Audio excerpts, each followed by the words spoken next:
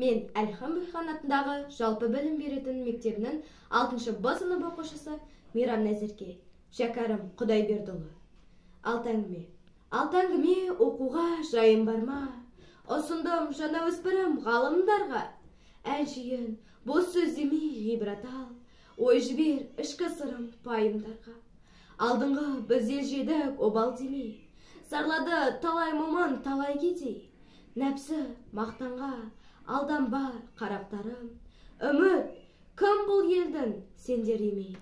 Орыс қазақ адамның бәрі бірдей, ешкімді алалама оны білмей. Кем кетікке болысу ар міндетті, халқына пайда тигіз босқа жүрмей. Жаныңды аяй көрме жардамының, сөйткенде арын шығар арманынан.